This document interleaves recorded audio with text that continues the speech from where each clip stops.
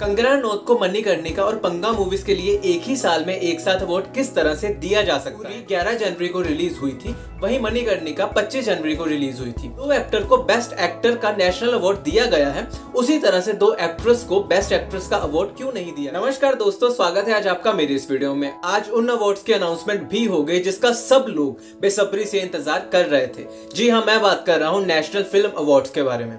बहुत सारे लोगों को तो सिर्फ नेशनल फिल्म अवार्ड्स पर ही विश्वास है कि ये अवार्ड बिल्कुल भी बायस नहीं होते और जो लोग इन अवार्ड्स को रियली डिजर्व करते हैं सिर्फ उन्हीं को ये अवार्ड दिए जाते हैं। और इस साल भी एंटरटेनमेंट इंडस्ट्री के दिग्गज कलाकारों को इन अवार्ड से सम्मानित किया गया।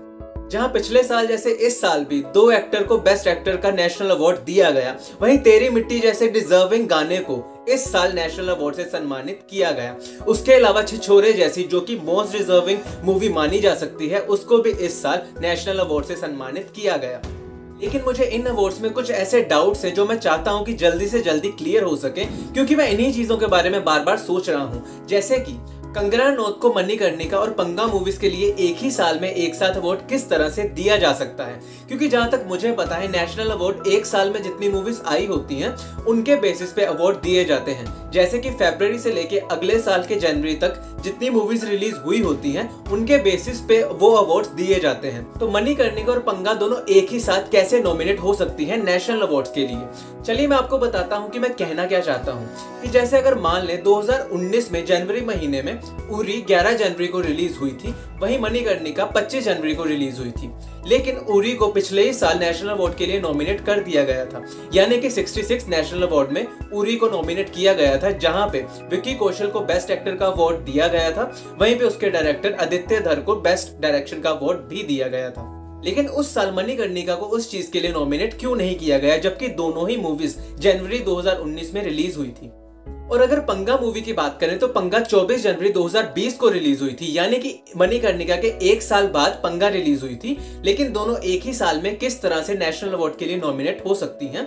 तो ऐसे में कंगना रनौत को बेस्ट एक्ट्रेस का अवार्ड दोनों ही मूवीज के लिए कैसे मिल सकता है, जबकि दोनों ही मूवीज अलग अलग साल में रिलीज हुई थी। और दूसरा डाउट मेरा यह है कि नेशनल फिल्म अवार्ड के लिए दो एक्टर को बेस्ट एक्टर का अवार्ड दिया जा सकता है, लेकिन दो एक्ट्रेसेस को बेस्ट एक्ट्रेसेस का अवार्ड क्यों नहीं दिया जा सकता।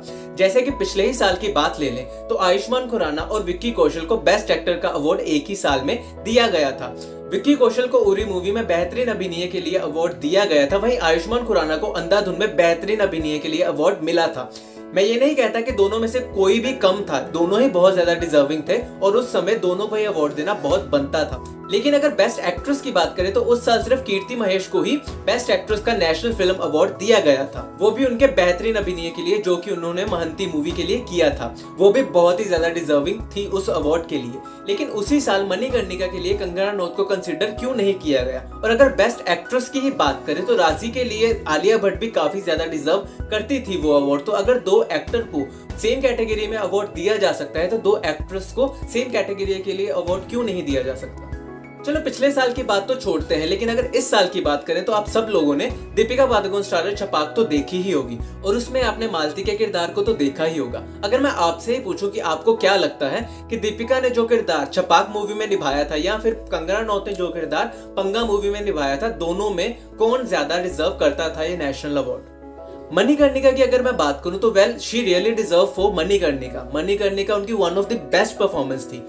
लेकिन अगर हम बात करें पंगा में किए गए कंगना रनौत के किरदार की और छपाक में किए गए दीपिका पादुकोण के किरदार की, तो आपको क्या लगता है कि दोनों में से किसका पलड़ा ज्यादा भारी है नेशनल अवार्ड के मामले में।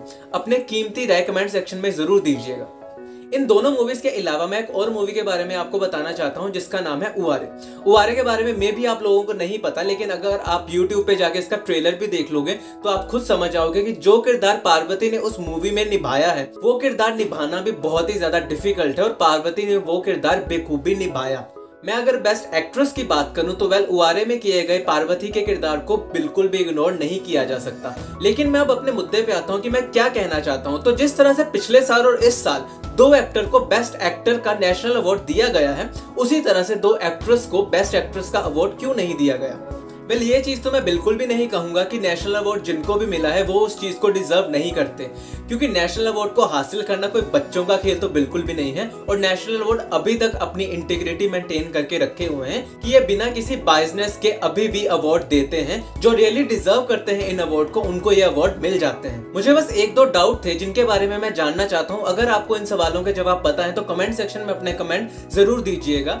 इसी के साथ मैं ये भी कहना चाहता हूँ कि जिन लोगों को भी नेशनल अवार्ड मिला है उनको मैं ढेर सारी बधाई देना चाहता हूं, क्योंकि नेशनल अवार्ड अगर आपको मिला है तो आप रियली इस चीज को डिजर्व करते हो और ये बहुत ही ज्यादा बड़ी बात है किसी को भी नेशनल अवार्ड मिलना। इसी के साथ आज के लिए बस इतना ही। अगर ये वीडियो आपको अच्छी लगी हो तो इस वीडियो को लाइक और शेयर करना ना भूलें। इसी के साथ मेरे चैनल को भी जरूर सब्सक्राइब करिए ताकि मैं ऐसी ही वीडियोस आप तक और भी लेके आ सकूं। धन्यवाद।